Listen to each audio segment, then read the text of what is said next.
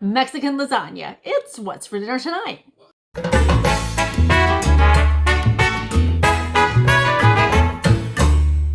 It's Taco Tuesday. In our house, that usually means something taco adjacent. So tonight we are having Mexican lasagna. So it's Tuesday. And I actually made this last night. So if you watched yesterday's video, you know that I made dinner last night for tonight. So yeah, it's basically done. Okay, as I'm sitting here editing this, I realize I need to say, yes, dinner is basically done. So let's get back to yesterday's video and let's make dinner. Okay, so it's Monday. It's about noon now. And I'm making dinner for tonight. And Tuesday night and Wednesday night. I'm just, it's a whole long story. If you've watched yesterday, then you know what's going on, right? Okay, so tonight it's Taco Tuesday. So I gotta have some ground beef, some cooked ground beef, right? And I usually get, well, let's just say the comments about my microwave ground beef cooker, it goes both ways. All right. People either love it and they want to buy it or they hate it. Now, mind you, this is not the bottom that comes with it. It has a little red bowl that typically goes on the bottom. I am going to brown this in the pan in a little bit, but it was frozen. So I'm going to go ahead and mostly cook it out in here. Now, here's the trick for using this, especially since it was frozen. Okay, my little handy dandy meat chopper here. You need to go ahead and chop this down. If you let it cook all the way as a whole piece, you get a lot of cooked, you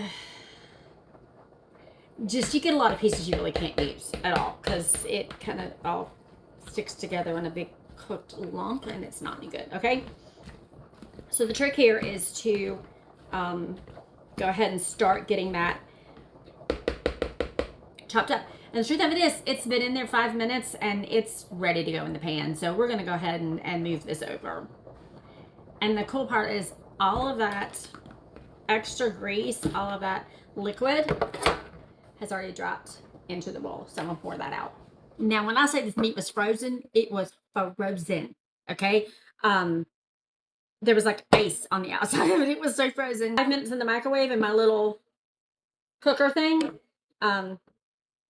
It's ready to get browned up. So yes, this is the same pan that I used earlier. Did I completely wash it? No. Did I rinse it out and completely wipe it out? Yes. So it's good. So it still has a little bit of mark on there from that sausage earlier. It's fine. So we're going to go ahead and get this browned up and I'll be right back. Actually, you know what? I'm going to go ahead and add the peppers and onions to this and get it all going together. It's going to be yummy. Okay, you will see that this meat and all of these peppers and onions are just about cooked through. Now it calls to add 1 cup of water, but because I put the frozen peppers and onions in here, it has already formed a little bit of water, so I'm just a little bit shy of 1 cup. And then it calls for 2 packs of taco seasoning. Now, first of all, I use this, not the packs. Secondly, my family is not a spicy family. We don't do spicy. So I'm just going to do, these are like teaspoon-ish. I'm going to do like 3 of these. Okay, we're going to let this simmer down and get all those flavors mixed together. And the steam is messing with the lights on the camera. So we are going to take roughly a can of black beans drained. My family is not really big on beans, so I'm just do about half a can, okay? And then 2 cans of Rotel. I just use the Walmart brand. Juice included, okay? Now we're going to keep this on low heat. Let this simmer for 10 minutes. All right, well, that didn't simmer too well. It's been boiling for a little bit, but it's been about 10 minutes, and we're ready to move on to making the lasagna. So I'm going to grab me a pan, you know, and grease up that full pan. I'll grab some tortillas. I'm not going to need all of these, but I am going to. Let me show you. I'm just going to come here and cut these tortillas in half. And the reason I'm doing that is so they will lay flat-ish along the edge of the pan, right? Just kind of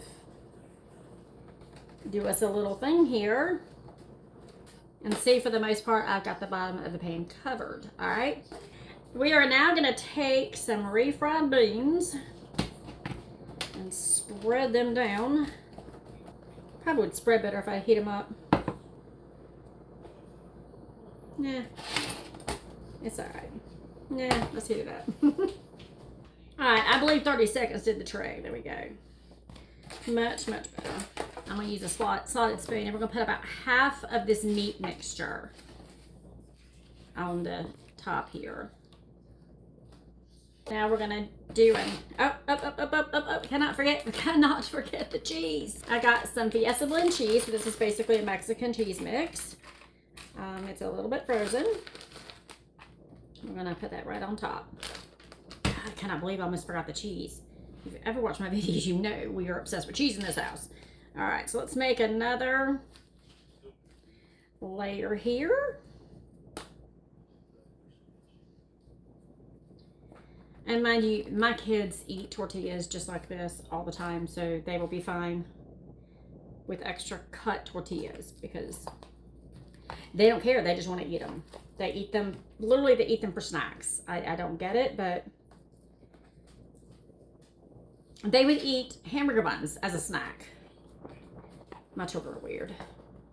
It doesn't have to be perfect. That's the one thing about cooking over baking. Cooking does not have to be perfect. Baking is a science.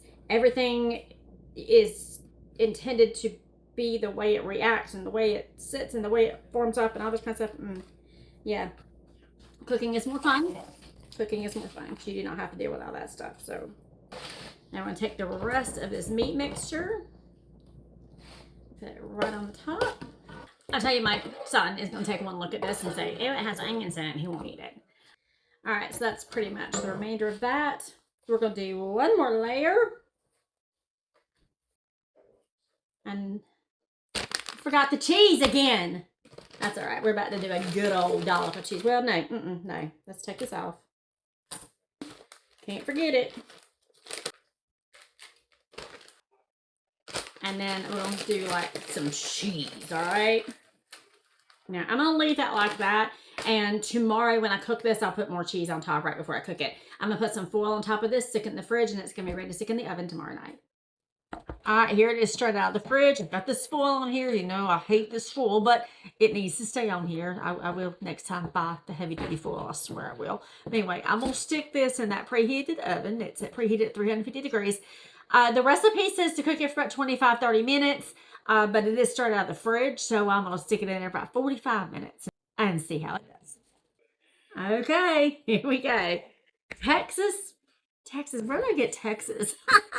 Taco lasagna or Mexican lasagna or whatever we want to call it. Ooh, looky there. That's looking so yummy.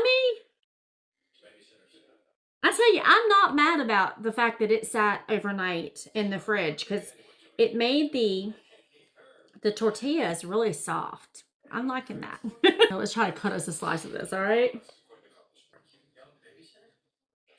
Look at there. Mexican lasagna.